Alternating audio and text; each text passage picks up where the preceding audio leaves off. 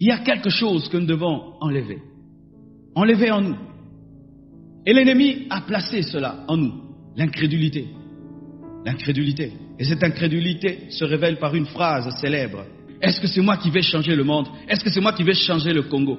Et chaque fois que tu veux faire une chose, et tu vas assumer la responsabilité de ta nation, la responsabilité de ton église, de ta famille, une voix te dit, est-ce que tu changeras? Oui, tu peux changer quelque chose. David a changé la donne. Je dis, David a changé la donne. David a changé. Une petite bonne action combinée à une autre amène un débordement. La grande pluie commence par une goutte. Tu peux changer.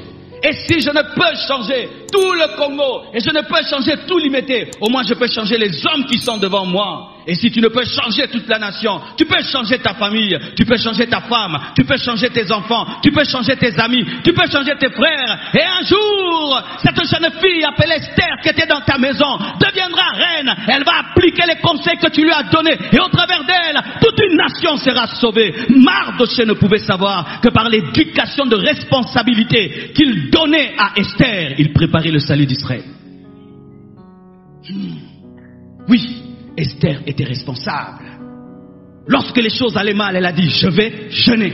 Pendant 3 jours, je ne vais pas manger. Je vais me présenter devant le roi. Et si je mourais, que je meure. Elle n'a pas dit, faites-le. Allez à ma place. Allez à ma place. Allez à ma place. Elle est allée elle-même face au danger, prête à donner sa vie. Peux-tu dire dans ta vie que tu t'es suffisamment battu? Peux-tu dire dans ta vie que tu t'es suffisamment battu? David a donné le maximum. Alors que Goliath marchait, lui courait. Il était prêt ce jour-là à mourir. Et c'est le jour où tu es prêt à mourir que tu es prêt à vraiment vivre et à commencer ta vraie vie.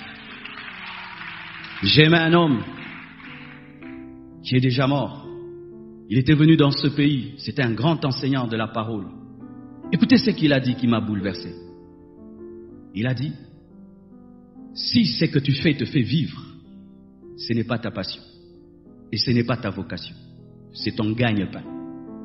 Mais si ce que tu fais, tu es prêt à mourir pour ce que tu fais, alors c'est ça ta vocation. La vocation d'un homme, c'est une chose pour laquelle il est prêt à mourir.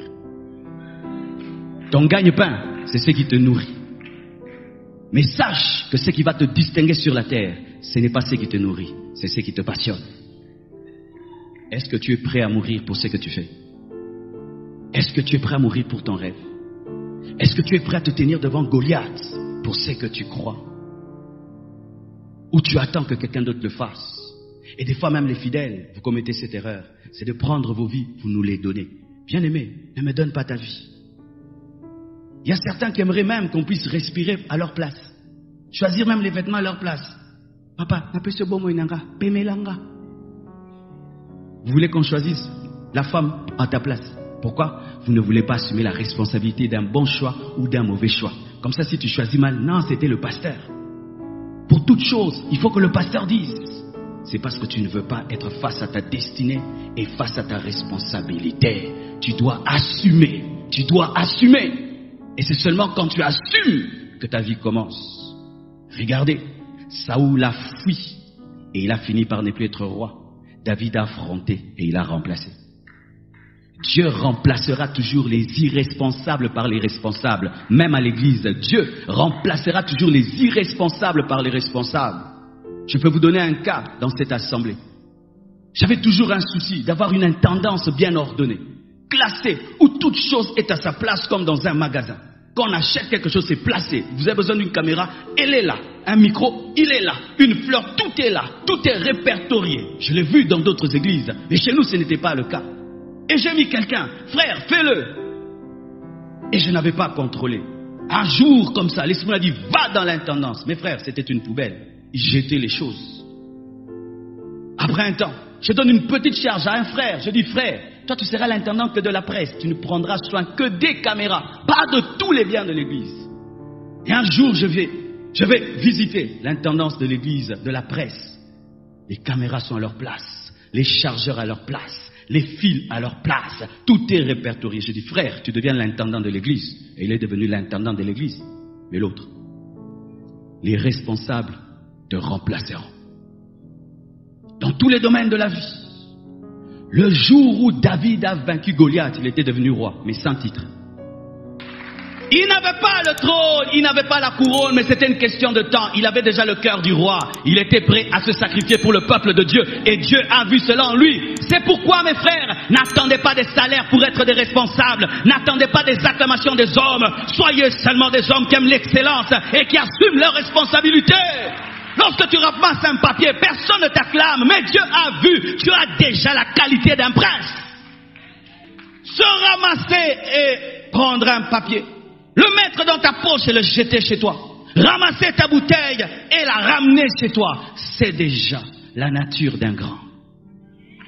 Prendre la saleté, la cacher et la cacher et la cacher, c'est la nature d'un homme médiocre. Et quand Dieu cherchera un roi, il cherchera parmi les responsables. Et s'il n'est pas au champ de bataille, il va dire à Isaïe, Isaïe envoie le futur roi à la guerre. Mais comme je ne peux te dire pourquoi il y va, alors je te dis de lui dire d'envoyer, d'amener quoi? La nourriture. Il a amené la nourriture alors qu'il a amené la victoire. Soyez fidèles en peu de choses et Dieu vous confiera des grandes choses. N'attends pas des millions pour bien gérer. N'attends pas des milliards pour bien gérer. N'attends pas que Dieu te confie 20 personnes pour bien gérer ou 10 000 personnes. Si on te confie 3 personnes, prends-en soin. On te donne un petit département, donne-toi tout entier. Quelle était la responsabilité de David? Les animaux. Deuxièmement, on lui a donné un panier. Dites panier. Le panier, rempli de nourriture, c'est tout. Mais il avait l'onction. Il amène le panier. Et quand il donne le panier, il entend la voix de l'appel. Tue-moi. Goliath lui dit, tue-moi. Je deviendrai excellent. Quand? Quand deviendras-tu excellent? Quand il y aura plus? Quand tu seras sous les lumières? Mes frères, voici. Il y a des choses qu'on n'apprend pas en public. Si tu ne les as pas maîtrisées dans le secret, tu échoueras en public. C'est pourquoi lorsqu'on a voulu décourager David, il a dit quoi? Le Dieu qui m'a délivré de la patte de l'ours, de la griffe du lion, me donnera la victoire devant cet incirconcis. Si déjà tu as la nature, une culture de responsabilité, lorsqu'on voudra te tester, tellement que c'est naturel en toi, tu n'auras pas besoin de forcer quoi que ce soit. C'est ainsi que tu es bien-aimé. Très tôt, apprenez à vos enfants à être des responsables. Et très tôt, soyez des responsables. C'est vrai, le monde va vous aider. Mais il y a pour certaines choses, personne ne viendra à ta rescousse. Toi-même et Dieu. Face à ton cahier, le pasteur ne viendra pas résoudre ton interrogation. Alléluia. Quand tu vas faire une interview, le pasteur ne viendra pas pour répondre à ta place. Ce sera l'ensemble de ta formation qui parlera. Quand à certains ici on vous confiera des églises, je ne vais pas les diriger avec vous.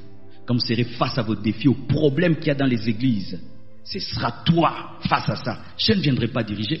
Dernièrement, un autre pasteur de l'extension de Massina m'appelle. Pasteur, on nous a volé le mixeur et l'ampli. Je dis, oh vraiment, pasteur, que Dieu t'aide. Je ne lui ai pas donné un mixeur ni un ampli. J'ai prié pour lui. Je l'ai déjà enseigné comment diriger une église et comment demander aux fidèles l'argent. Oh, moi je demande ici pour lui, que lui aussi demande là-bas.